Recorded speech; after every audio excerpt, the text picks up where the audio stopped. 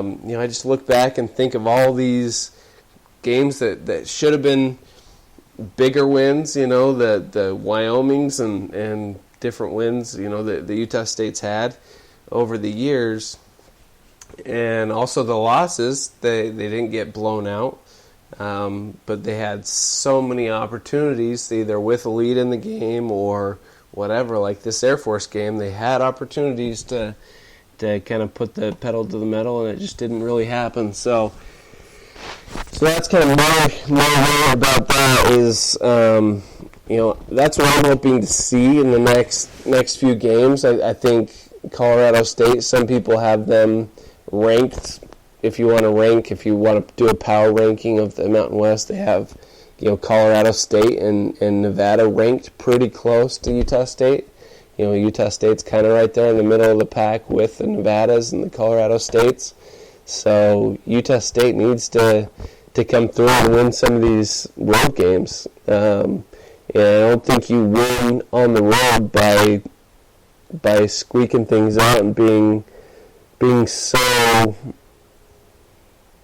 conservative. Yeah, I have to agree with that. The conservative approach leads to the third and longs that seem to just haunt us week in and week out. I mean, this last week against Air Force, we finished 10 of 20 on third down conversions. 50%, not bad, but the majority of that 10 that we did convert were third and long, and they're third and very long, to the tune of 7, 8, 9 yards. We got to find a way to start gaining yards, positive yardage on first and second down, and not just 1 or 2 yards at a time. I'm talking 3 yards, 4 yards on first down, 2 or 3 more yards on second down, and stop with this third and long stuff, because it's just continuing to catch up with us. And we're not going to be able to escape it if we don't find a way to start getting positive yardage on first down.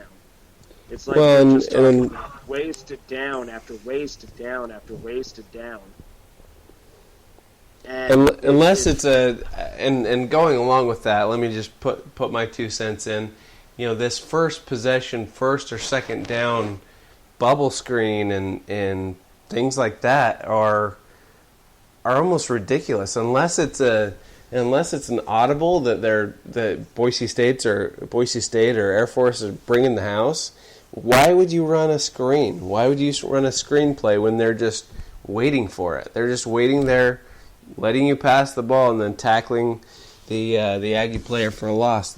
Utah State kind of had a hurry up third down like that they ran, that they were almost in the red zone, on that possession against Air Force. So that's just really, really frustrating. And some of those screenplays and some of those hurry up things, are really, really things that in my mind killed the Aggies. If Utah State's gonna win on Saturday, they're gonna have to take advantage of some of these opportunities and play to win, not to play to lose. Right. I agree with that, and unfortunately, we don't see that often enough. We don't see the play to win attitude often enough, I think. Yeah. You guys have both pretty much covered anything that I would rant on. From the refereeing to the tempo. Are we an up-tempo team? Or are we a huddle-up team? So I will say that the kicking game, again, was pretty solid. Brock Warren hit both of his field goals this week from 23 yards out. I think it's important, especially for Brock, to continue to hit, even when they're considered chip shots by kickers' standards. You got to build confidence. You got to build confidence, and you got to keep it up and maintain it week after week, because one of these days we're going to need a big one, and we're going to need somebody that is going to finally step up and hit one. So, I liked Brock Warren's confidence. Seth, we're going to have to agree to disagree. I actually like the fake field goal call. We don't see that too terribly often, especially from Coach Wells. I thought it was gutsy. I thought it was a point in time where it would have given us a huge momentum swing. I do not think that they were trying to get the first down. I think they were going for a touchdown. So it was touchdown or bust with that play call.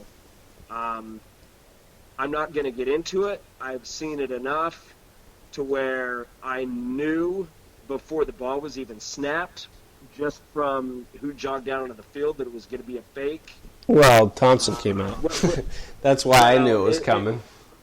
It's not even Jake Thompson that gave it away. Yeah. I knew when we faked the field goal against BYU last year, I saw one thing and knew that it was a fake then too. I don't want to put the reasons on a podcast. Yeah. So I just knew it was coming. I just didn't know how they were going to execute it. I liked the play call. I thought it was gutsy.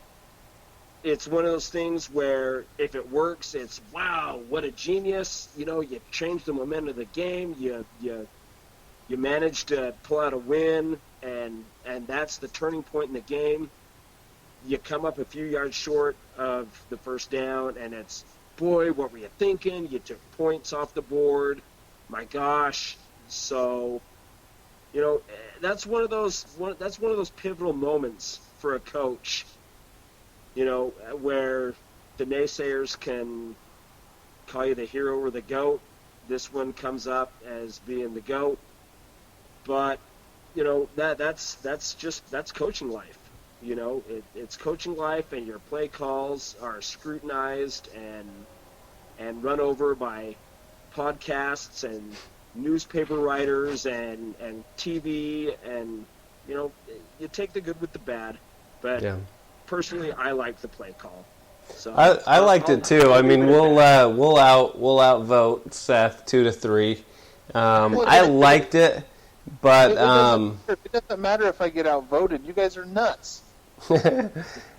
So one thing, I'll hedge my bets here, or I'll hedge my vote, because I like the call. It should have never been 4th and 17 or whatever it was, and I didn't even realize when I thought he got the first down, and I was on the field. I was like right next to the chains, So well, with that crew, he probably did. You don't know with that crew.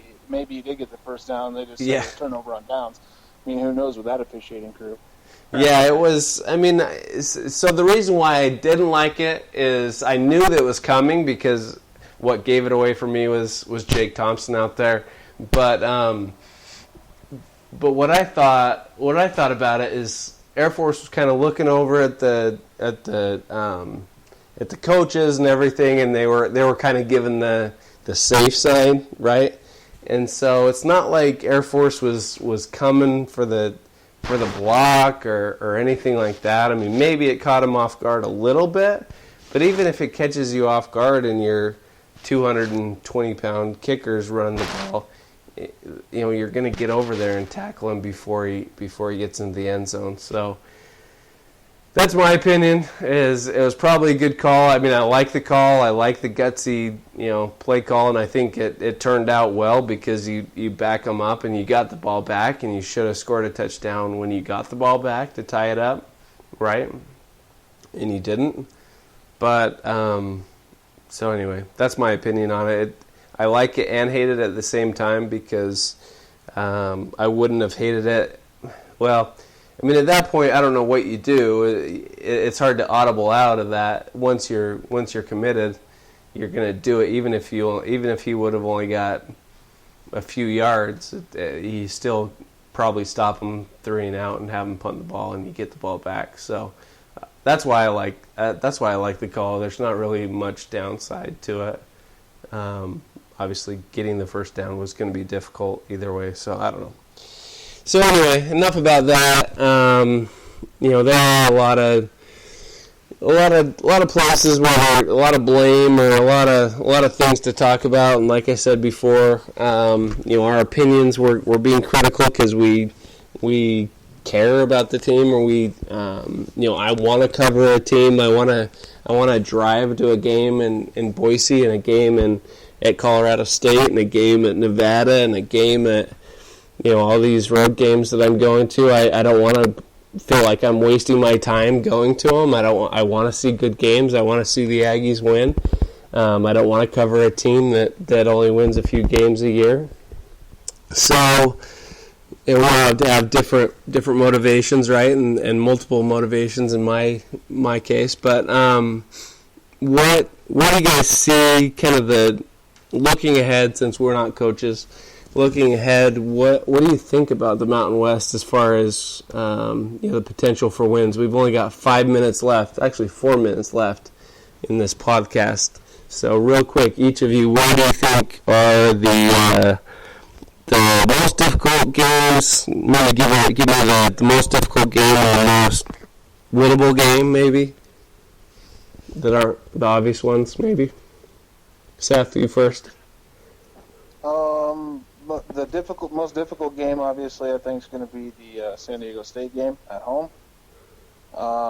Most winnable game left on the schedule. Most winnable road game. Which of the road games do you think is most winnable? Yeah. Got to be Wyoming. Yeah. Brian, what do you think? Yeah, most winnable road game, I would say Wyoming. You're supposed to say a different one, Brian. Come on. Sorry. So, well, I've only got 2 more to choose from, so it'll be Nevada. What do you think about a tough game other than San Diego State? You see any bad matchup or anything? You worried about the Fresno or New Mexico game at home or anything? No. Nevada? I'm not worried. You think is winnable? Mexico or right? Fresno.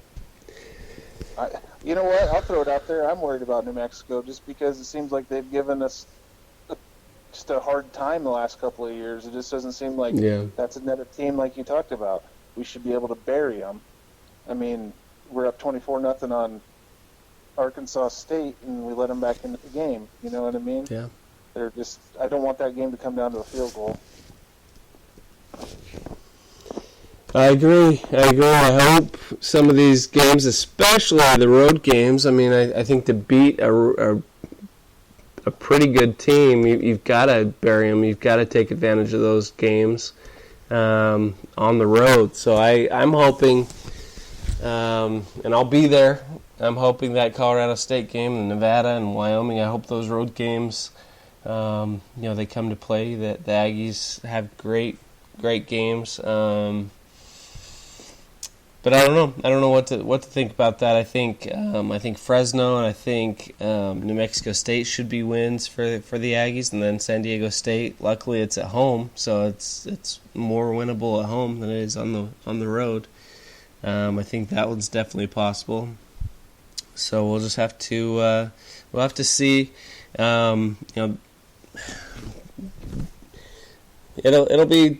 We'll keep doing the podcast. I mentioned on the last one. We'll keep doing these. We'll keep. We'll try to get some people from the other schools to preview the teams. We'll keep. It's kind of like therapy sometimes too. Seth was kind of freaking out about things on Saturday, but we'll keep doing it. Definitely keep checking out ustateaggies.com. We'll keep putting things there as well. You can post or ask us questions on Twitter at AggieUp, or you call it Ustate, and we'll keep answering those as well. We appreciate everyone listening. We've had thousands of listeners, and when we started, we thought we might only have a few listeners. So we appreciate everyone listening. I might end up doing something with the podcast either on Saturday or Sunday. Probably Saturday of this week. We'll see what happens. But there's a lot of cool things coming to ustateaggies.com, so definitely check that out first. And we appreciate everyone listening. See ya.